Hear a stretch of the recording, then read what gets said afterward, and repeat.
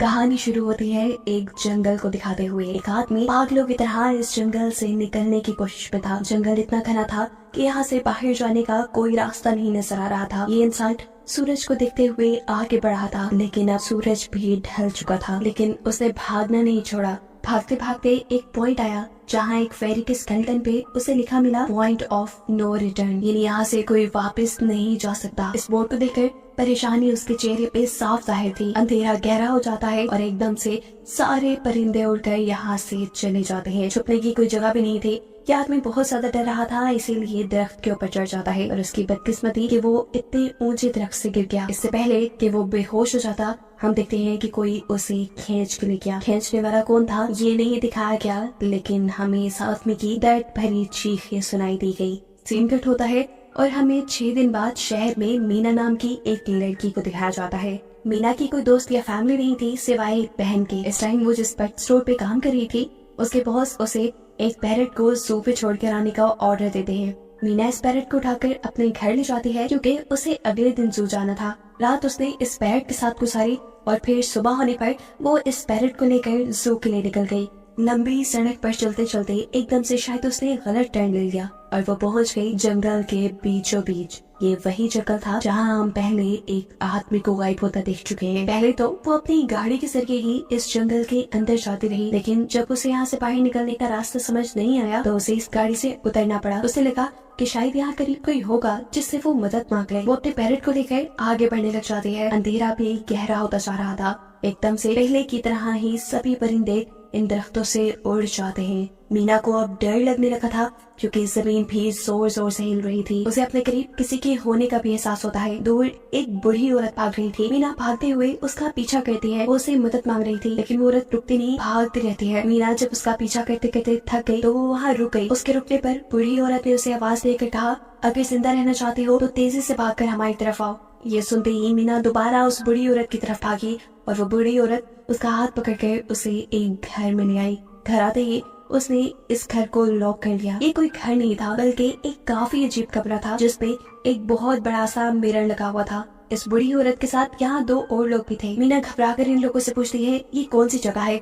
ये लोग कोई जवाब नहीं देते और उसे मिरर के सामने खड़े होने को कहते हैं क्योंकि कोई उन्हें देखने आने वाला था। मीना पूछती है आखिर कौन देखने आ रहा है, तो वो बूढ़ी औरत मेडलाइन जवाब देती है हमें वॉचर्स देखने आ रही है। एकदम से यहाँ अजीबोगरीब आवाजें भी गूंजने लगी। इस बूढ़ी औरत ने बताया कि वॉचर्स तुम्हारे आने से खुश है, वो यहाँ तालियां बजा रहे हैं तुम्हारे लिए। मीना बुरी तरह कंफ्यूज थी। मेडलाइन जिन्हें वॉचर्स कह रही थी उन्हें ना तो अभी तक मूवी में दिखाया गया और ना ही मीना या किसी और ने उन्हें देखा था। ये रात गुजर जाती है। सुबह होने पर ये लोग इस जगह से बाहर निकल आते हैं। मेडलाइन बताती है कि वो वॉचर्स सिर्फ रात में ही बाहर निकलते हैं, दिन के वक्त हम लोग जंगल में आजाद घूम सकते हैं। मीना को इस जंगल में नहीं रहना था, वो यहाँ से निकलने के लिए आगे बढ़ जाती है, पर मेडलाइन कहती है ये तुम्हारा अच्छा फैसला नहीं, इस जंगल से बाहर निकलने का कोई रास्ता नहीं है। रात होने से पहले पहले हमें इस घर में वापस आना पड़ता है। अगर तुम लेट हो गई तो तुम अपनी जान से हाथ तो बैठोगी। मीना किसी की बात नहीं सुनती और अपने पैरट को लिए आगे बढ़ती रहती है। आगे बढ़ने पर उसे भी वही साइन दिखाई दिए, पॉइंट ऑफ नो रिटर्न वाले। इन्हें देखकर वो घबरा तो गई, लेकिन पहले वाली लड़की की तरह ही वो सूरज को देखकर सूरज की डायरेक्शन में आगे बढ़ती रही, पर जंगल से निकलने में कामयाब नहीं हो सकी। एकदम से उस जमीन के नीचे हलचल महसूस हुई। वो डर गई और वापस उसी घर की तरफ भागी। वो हार चुकी थी। यहाँ मेडलाइन उसे हौसला देती है और कहती है कि सिर्फ तुम ही नहीं जिसने यहाँ से निकलने की कोशिश की और हार गई, हम भी तुम्हारी तरह ही हार कर यहाँ रुके हैं। यहाँ से बाहर निकलने का कोई रास्ता नहीं। ये जंगल आत्माओं को अपनी तरफ लेकर आता है और फिर अजीब अजीब चीजें इंसानों को दिखाता है। ये तुम्हें पागल भी कर सकता है, इसलिए अगर जिंदा रहने चाहती हो तो हमारे साथ ही रहो। ये जंगल एक शिकारी है और हम सब उसका शिकार। मेडलाइन उसे पॉइंट ऑफ नो रिटर्न वाले काफी सारे साइन बोर्ड दिखाती है जो कि जंगल में गोल दायरे में लगाए गए थे। मेडलाइन बताती है कि ये हमारे घर से आधे दिन के फासले पे लगे हैं, अगर इससे आगे गए तो वापस लौटना मुश्किल हो जाएगा, इसलिए कभी भी ये तुम्हें नजर आए तो तुम इन्हें इग्नोर मत करना। मीना पूछती है ये सब किसने बनाया, तो वो जवाब देती है ये एक प्रोफेसर ने बनाया था। रात हो जाती है कि लोग वापस उस घर के अंदर आ जाते हैं। हर रात वॉचर्स उन्हें देखने के लिए आते थे। आज किरा नामी लड़की उनके सामने डांस करती है और कहती है ये सब उन्हें पसंद है। ऐसा नहीं था कि इन चारों को हर रात वॉचर्स के सामने खड़ा ही रहना पड़ता था। ये लोग जो चाहते वो कर सकते थे, लेकिन उनकी तरफ अपनी कमर नहीं कर सकते थे। रात में तो इन्हें सिर्फ वॉचर्स का मसला था, लेकिन दिन में भी इन्हें बहुत मुश्किलों का सामना करना पड़ता था। ये जंगल से हर रोज कुछ न कुछ हंट करके लेके आते थे, जिनसे इनका गुजारा होता था। अगले दिन कीरा और मीना दोनों जंगल में खाना इकट्ठा करने के लिए जाती है। मीना कीरा से सवाल करती है आखिर के वॉचर्स चाहते क्या हैं? कीरा बताती है मुझे भी कुछ खास नहीं पता, लेकिन मैंडेलाइन के पास एक थ्योरी है। उसके मुताबिक ये वॉचर्स हमें देखते हैं, हमें ऑब्जर्व करते हैं, लेकिन अगर हमने इन वॉचर्स को देखा तो हम पागल हो जाएंगे। कीरा अब उसे एक गड्ढा दिखाती है और कहती है ऐसे बहुत से गड्ढे जंगल में मौजूद हैं। दिन के वक्त ये सारे के सारे वॉचर्स इन गड्ढों में रहते हैं और रात में वो यहाँ से बाहर निकल आते हैं। मीना कीरा को बताती है कि उन्हें यहाँ फंसे हुए 6 महीने हो गए हैं। कीरा का हस्बैंड जंगल में रास्ता ढूंढने के लिए निकला है। उसे उम्मीद है कि वो जरूर रास्ता ढूंढ कर वापस आएगा और वो लोग यहाँ से बाहर निकल पाएंगे। हमें मालूम होता है कि असल में कीरा का हस्बैंड वही आदमी था जिसे हमने मूवी के स्टार्ट में देखा, जिसे को यहाँ से ले गया। अपने घर के करीब वापस आने पर मैडेलाइन मीना को 3 रूल समझाती है यहाँ पर जिंदा रहने के। सबसे पहला कि वो रात के वक्त अपने घर का दरवाजा नहीं खोलेगी। दूसरा कि रात में वो आईने की तरफ अपनी कमर नहीं करेगी। और तीसरा ये कि दिन के वक्त वो उन गड्ढों के पास नहीं जाएगी और जितना हो सके रोशनी में रहेगी। अब इस रात मीना उन वॉचर्स के बारे में जानना चाहती थी, इसलिए वो मिरर के साथ कान लगाकर आवाजें सुनने की कोशिश करती है। जब उसे कुछ सुनाई नहीं देता तो वो मिरर की तरफ अपनी कमर कर लेती है और ऐसा करने पर उन वॉचर्स को गुस्सा आ चुका था। वो लोग जोर जोर से उस मिरर को मारने लग जाते हैं, यहाँ तक कि मिरर के अंदर क्रैक भी आ जाता है। शोर से मैडेलाइन भी उठ जाती है और वो मीना को मिरर की तरफ खड़े रहने को कहती है। ऐसा करने पे उनका गुस्सा ठंडा हो सकता था। खैर ये रात भी कट जाती है और अगले दिन मीना डैनियल के साथ शिकार पर निकलती है। मीना क्योंकि अपने अच्छे दिन यहाँ जाया नहीं करना चाहती थी, इसलिए वो यहाँ से निकलने की तैयारी कर रही थी। वो डैनियल से पूछती है क्या आज तक तुमने किसी वॉचर को देखा? डैनियल ना में जवाब देता है। तब मीना डैनियल को समझाती है कि मुझे लगता है कि ये सब मैडेलाइन की बनाई हुई कहानियां हैं जिसके अंदर वो हमें फंसा रही है। हमें जरूर इन गड्ढों को जाकर चेक करना चाहिए, शायद हमें यहाँ से बाहर जाने का कोई रास्ता मिल जाए। डैनियल जो कि खुद यहाँ से बाहर जाना चाहता था न की बातें मान लेता है और अब मीना अपने साथ रस्सी बांधकर उस गड्ढे के अंदर उतरती है। रस्सी का दूसरा सिरा डैनियल ने पकड़ा हुआ था कि अगर मीना को कुछ भी हो वो जल्दी से मीना को बाहर की तरफ खींच ले। मीना नीचे गड्ढे में पहुंच जाती है जहाँ उसे बहुत सारे इंसानों का सामान मिलता है। मीना इस सामान को इकट्ठा कर लेते हैं। जरूर वो जंगल में फंसे हुए इंसानों का ही सामान होगा। रस्सी के सहारे मीना और डैनियल उस सामान को बाहर ले आते हैं और इससे पहले कि मीना उस गड्ढे से बाहर निकलती उसे गड्ढे के अंदर किसी की उंगलियां दिखाई देती हैं। वो ठीक से तो नहीं देख पाई कि ये क्या चीज थी, लेकिन वो डर गई। ये लोग उस सारे सामान को लेकर अपने सेफ हाउस में आ गए जहाँ मैडेलाइन ने उससे पूछा कि ये सामान तुम्हें कहाँ से मिला? ये लोग झूठ बोल देते हैं कि ये सामान उन्हें जंगल से मिला है। मैडेलाइन को इस जंगल में रहते हुए बहुत अरसा गुजर चुका था। वो जानती थी कि ऐसा सामान उसे जंगल से नहीं बल्कि गड्ढे से मिला होगा। वो मीना से पूछती रह जाती है बताओ तुमने गड्ढे के अंदर क्या देखा, लेकिन मीना उसे कुछ नहीं बताती। अब इन लोगों को गड्ढे से कैमरा भी मिला था। इस कैमरा को सीसीटीवी कैमरा बनाकर डैनियल और मीना इस घर के बाहर लगा देते हैं ताकि ये लोग भी वॉचर्स को देख पाए। मैडेलिन उनको समझाती रह जाती है ये तुम गलत कर रही हो, लेकिन ये दोनों उसकी एक नहीं सुनते। आज ये लोग वॉचर्स के इंतजार में बैठे थे ताकि इन्हें वो देख पाए। अभी तक वॉचर्स नहीं आए थे, लेकिन आज इनके साथ कुछ अजीब होता है। उनका दरवाजा खटखटाया जाता है। ये लोग कैमरे से देखते हैं तो वहाँ उन्हें इंसानी टांगे दिखाई दे रही थी। बाहर जो कोई भी था वो कीरा के हस्बैंड की आवाज में बात कर रहा था। कीरा को लगा कि जरूर उसका हस्बैंड यहाँ से बाहर निकलने का रास्ता ढूंढ आया है। वो जल्दी से उठकर के दरवाजा खोलने के लिए जाती है, लेकिन मैडेलाइन उसे रोक देती है और कहती है तुम ये दरवाजा नहीं खोल सकती। मैं जानती हूँ बाहर तुम्हारे हस्बैंड नहीं है। कीरा को मैडेलाइन की बातों पे यकीन नहीं था, इसलिए मैडेलाइन कहती है तुम इसका इम्तिहान ले लो। तुम मुझसे कोई ऐसी बात पूछो जिसके बारे में सिर्फ तुम या तुम्हारा हस्बैंड जानता हो। कीरा बाहर खड़े हुए इंसान से एक किताब के बारे में सवाल करती है जिसके बारे में उसे पता होना चाहिए था, लेकिन जब बाहर खड़ा हुआ इंसान कोई जवाब नहीं देता तो ये समझ जाते हैं कि ये वॉचर ही है। ये जब दरवाजा नहीं खोलते तो वॉचर इनके बाहर लगाए हुए कैमरा को तोड़ देता है। सभी वॉचर अब गुस्से में आ चुके थे। वो इनके घर के बाहर लगा हुआ शीशा भी तोड़ने वाले थे, लेकिन ये सब लोग शीशे के सामने खड़े हो जाते हैं। उनके ऐसा करने पर वॉचर्स ने शीशा तोड़ना बंद कर दिया और वो इनको मारने नहीं आए। रात इनके साथ ये काफी सारी गलत चीजें हो गई थी, इसीलिए डैनियल और मीना ने डिसाइड किया कि वो मैडेलाइन को सच बता देंगे कि वो गड्ढे में गए थे। और इस बात से वो बहुत ज्यादा गुस्सा हो जाती है कि उन्होंने एक रूल तोड़ दिया था। मैडेलाइन उस गड्ढे से लाया हुआ सारा सामान उठाकर वापस उसी गड्ढे में फेंक देती है और अब ना चाहते हुए मीना भी यही रहने वाली थी। वक्त गुजरता गया, मौसम भी बदल गया। सर्दियां आ गई थी, लेकिन अभी तक ये लोग यही फंसे थे। मीना हर रोज यहाँ से बाहर निकलने वाले रास्ते की तलाश में जाती थी, लेकिन उसे कोई रास्ता नहीं मिलता था। उसने एक नक्शा भी बनाया था।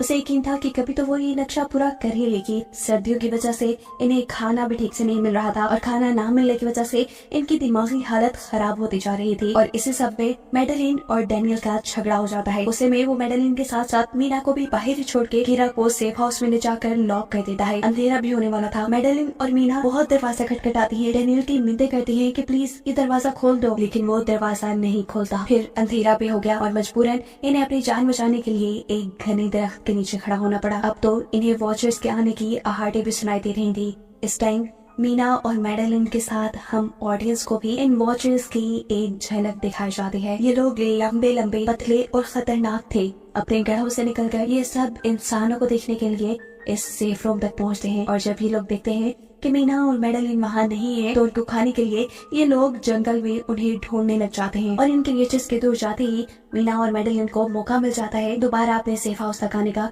इस मर्तबा वो जोर जोर से दरवाजा खटखटाते हैं और आखिर डैनियल उनके लिए दरवाजा खोल ही देता है। ये लोग घबराए हुए थे क्योंकि इन लोगों ने अब वो क्रिएचर देख ली थी। मेडेलिन इन सबसे आकर कहती है कि मैंने तुमसे झूठ बोला था कि मैं यहाँ पे फंस गई। असल में मैं इन्हीं क्रिएचर्स की तलाश में यहाँ आई थी, क्योंकि मैंने किताबों में पढ़ रखा था कि ये सारे क्रिएचर्स परियां हैं, फेरीज हैं। लेकिन यहाँ आकर मैंने जब इन्हें देखा तो मुझे पता चला कि ये तो मॉन्स्टर यानी राक्षस हैं और साथ ही साथ काफी अक्लमंद भी। ये लोग भेस बदल सकते हैं। मैंने जिसको देखा था उसने बिल्कुल मेरे जैसा ही अपना रूप बना लिया था, बस उसके बाल थोड़े बिखरे हुए और आंखों के नीचे गड़े थे। मैंने उनकी इन हरकतों से अंदाजा लगाया कि वो हम जैसा बनने के लिए हर रोज कुछ सीखते हैं, इसीलिए ये हर रोज आकर हमें ऑब्जर्व करते हैं और जो जो काम हम करते हैं वैसे ही काम ये लोग करने लग जाते हैं। इनकी इन्हीं बातों की तरह दोबारा दरवाजे पे खटखटाहट होती है। ये क्रिएचर्स अब इन्हीं की तरह बोल रही थी। वो अंदर आना चाहती थी लेकिन ये दरवाजा नहीं खोल सकते थे। अगर ये दरवाजा ना भी खोलते फिर भी क्या हो जाता, उनके क्रिएचर्स में इतनी ताकत थी कि वो इस लोहे के दरवाजे को तोड़ के अंदर आ जाए। इन लोगों को भी छुपना था। सभी को कुछ समझ नहीं आ रही थी, पर अचानक डैनियल की नजर फर्श पे पड़ती है। यहाँ फर्श थोड़ा ऊपर नीचे था। वो जैसे ही कारपेट उठाकर दिखता है तो नीचे एक बंकर था। ये लोग बिना वक्त जाए किए उस बंकर का दरवाजा खोल के उसके अंदर चले जाते हैं और फिर बंकर बंद कर लेते हैं। ये लोग इस चीज से हैरान थे कि ये बंकर इतने अरसे से यहाँ था और इन लोगों को पता भी नहीं चला। इस बंकर के नीचे बहुत फैसिलिटीज थी, हजारों दिन का खाना, बहुत सारे टीवी, टेक्नोलॉजी और भी बहुत सा जरूरत का सामान रखा था। मीना जानना चाहती थी कि आखिर ये जगह किसने बनाई, इसीलिए वो इस कंप्यूटर को ऑन कर लेती है। इस कंप्यूटर में इंटरनेट तो नहीं था लेकिन बहुत सा डाटा सेव था, जिसे खोलने पर इन्हें पता चलता है कि ये सारी जगह डॉक्टर मार्टिन ने बनाई थी।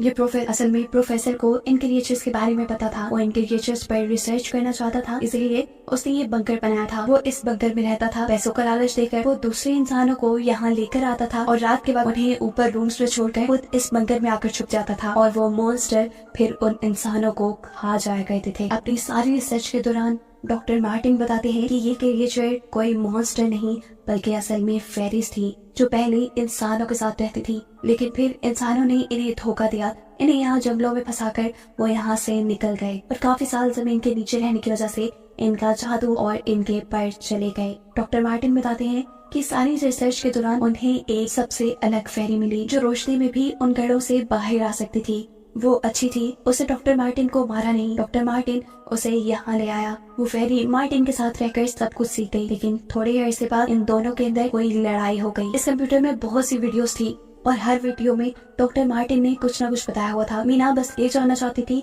कि आखिर में क्या हुआ, इसीलिए वो सबसे आखिरी वीडियो प्ले करती है जिसमें वो देखती है कि प्रोफेसर खुद को और उस फेरी को मारने वाली है। मरने से पहले वो इस जंगल में फंसे हुए लोगों के लिए यहाँ से निकलने का रास्ता बता देता है और कहता है कि शाम में जिस डायरेक्शन में परिंदे भागते हैं उसी डायरेक्शन में भागने से वो लोग इस जंगल से निकल सकते हैं। उसने इस रिकॉर्डेड मैसेज में कहा था कि अगर कोई इस जंगल से निकलने में कामयाब हो गया तो यूनिवर्सिटी में जाकर मेरी सारी रिसर्च तबाह कर देना। बस कुछ राज ही रहने चाहिए। मैंने यहाँ आकर बहुत बड़ी गलती कर थी। मैं वो दुनिया नहीं बना सका जिसका मैंने ख्वाब देखा था। मैं इंसानों और फेरिस को एक साथ नहीं रख पाया। खैर आज रात इनकी काफी खुशी में कटती है क्योंकि इन्हें बाहर जाने का रास्ता मिल गया था। सभी लोग अब बंकर से बाहर निकलते हैं तो देखते हैं कि इनका सेफ हाउस ऑन वॉचर्स ने पूरी तरह तबाह कर दिया है। ये लोग अब यहाँ जंगल से निकलने के रास्ते में बढ़ जाते हैं। वो परिंदे जिनके बारे में प्रोफेसर बता रहे थे वो तो शाम को उड़ने वाले थे, लेकिन इन्हें शाम होने से पहले जंगल से बाहर निकलना था, इसलिए मीना अपने पास मौजूद पैरट को आजाद कर देती है। जिस डायरेक्शन में वो उड़ता है ये लोग उसी डायरेक्शन में चलने लग जाते हैं। चलते हुए रास्ते में इन्हें एक कब्र मिली। मेडेलाइन इस कब्र को देखकर बताती है कि एक वक्त था जब ये लोग इंसानों के साथ रहते थे, लेकिन इंसानों ने इनके साथ बहुत बुरा किया, धोखा किया और इन्हें यहाँ जंगलों में छोड़कर वो चले गए। और क्योंकि इन फेरीज ने अपने पर और अपनी जात को खो दिया, इसलिए अब कभी वो इस जंगल से बाहर भी नहीं जा सकते। चलते हुए ये लोग एक नदी के पास पहुँच गए। फाइनली इस नदी के जरिए ये लोग इस जंगल से निकल सकते थे। शाम भी हो चुकी थी। वो फेरीज, वो वॉचर्स अब जमीन से बाहर निकलने लगे थे। इससे पहले कि ये लोग डॉक्टर मार्टिन की बोट में बैठकर यहाँ से दूर चले जाते, डेनियल को यहाँ अपना साथी जॉन मिल जाता है। वो जख्मी हालत में था।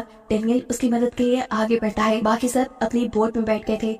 इससे पहले कि डेनियल वापस आता, ये लोग देखते हैं कि डेनियल जिसकी मदद करने गया वो कोई इंसान नहीं बल्कि रूप बदलने वाली फेरी थी, जिसने अब उनकी आंखों के सामने डेनियल का रूप ले लिया था। ये सब लोग डेनियल के लिए कुछ नहीं कर पाते। उस फेरी ने अब डेनियल के माथे पे एक निशान बनाते हुए उसे जान से ही मार डाला था। इन्हें मालूम होता है कि फेरीज ये नदी पार नहीं कर सकती और फाइनली ये लोग खुद इस नदी को पार करके शहर तक पहुंच जाते हैं। सीन कट होकर हमें दिखाया जाता है कि अब मीना डॉक्टर मार्टिन के कहे के मुताबिक उनकी यूनिवर्सिटी में उनका सारा डाटा खत्म करने के लिए आई है। और इससे पहले कि वो उनका रिसर्च डाटा डिलीट करती, उसे इसके जरिए एक नई बात पता चलती है कि जब हजारों साल पहले इंसान और फेरीज एक साथ रहते थे तो तब इनकी शादी भी हो जाया करती थी। ऐसे इंसानों और फेरीज के बच्चे भी हुए जिन्हें हाइब्रिड्स कहा जाता है। उसे यहाँ पे ये बात भी पता चली कि मेडेलाइन जो उन्हें वहाँ मिली थी वो कोई और नहीं बल्कि प्रोफेसर की वाइफ ही थी। वो कंफ्यूज हो जाती है कि मेडेलाइन ने उसे ये बातें क्यों नहीं बताई। इस सारी कंफ्यूजन को शेयर करने के लिए वो कीरा के पास आती है और उसे बताती है कि जिस मेडेलाइन से हम जंगल में मिले थे वो असल में प्रोफेसर मार्टिन की वाइफ थी, लेकिन उसने हमें ये सच्चाई इसलिए नहीं बताई क्योंकि वो एक इंसान नहीं बल्कि एक भेस बदलने वाली फेरी थी। ये सुनकर कीरा हैरान हो जाती है। असल में काफी सालों पहले प्रोफेसर की वाइफ मेडेलिन लंग्स कैंसर की वजह से मर गई थी। प्रोफेसर उनसे बहुत प्यार करते थे, वो उनके साथ ही रहना चाहते थे। और फिर प्रोफेसर को पता चला इन भेस बदलने वाली फेरीज के बारे में। अपनी वाइफ की फोटो दिखाते हुए उसने उस फेरी को मेडेलाइन जैसा बना दिया। अभी ये सारी बातें मीना बता ही रही थी तो एकदम से उसे पता चला कि वो ये सारी बातें कीरा को नहीं बल्कि मेडेलिन को ही बता रही है, जिसने इस वक्त कीरा का भेस बदला हुआ था। जैसे ही असली कीरा यहाँ आती है मेडेलिन उसे बेहोश कर देती है, जिसके बाद वो फौरन मीना पे हमला करने के लिए आगे बढ़ती है ताकि उसका राज ही रहे। इससे पहले कि वो मीना को मार देती, वो उसे कहती है मैं इकलौती थी जो जंगल में सबसे अलग थी। वहाँ सारी फेरीज मेरा मजाक उड़ाती थी। मैं दिन के वक्त भी बाहर निकल सकती थी। इसी गुस्से में उन्होंने मुझे वहाँ से बाहर निकाल दिया। तब मीना उसे कहती है तुम अलग नहीं थी, तुम बहुत ज्यादा खास थी। असल में तुम हाइब्रिड हो, आधी इंसान और आधी फेरी हो। इसी वजह से तुम फेरीज के साथ भी रह सकती हो और इंसानों के साथ भी, और यही वजह है कि तुम उस जंगल से बाहर निकल आई। मीना के सारा सच बताते ही एकदम से मेडेलिन के पास उसके पैर और उसके जादू वापिस आ जाता है, जिसके बाद वो मीना को यहीं छोड़कर यहाँ से उड़ जाती है। अब कहानी कुछ हफ्तों बाद की दिखाई जाती है जहाँ मीना अब अपनी बहन के पास गई है। जंगल और फेरी वाले सारे वाक्य के बाद वो काफी डर गई थी और अब वो अपनी बहन के साथ ही रहना चाहती थी। उसने अपनी बहन को बताया कि मुझे लगता है कि वो फेरी अभी भी मेरा पीछा करती है। तब मीना की बहन उसे कहती है तुम डरो नहीं, कुछ नहीं होगा। और कहानी के आखिरी सीन में हमें एक बच्ची को दिखाया जाता है जो कि इस वक्त भी मीना के घर के नीचे ही थी। ये कोई और नहीं बल्कि वो फेरी मेडेलाइन ही है जो इनकी दुनिया में इस बच्ची के रूप में रह रही है। और इसी को दिखाते हुए ये कहानी यहाँ खत्म हो जाती है।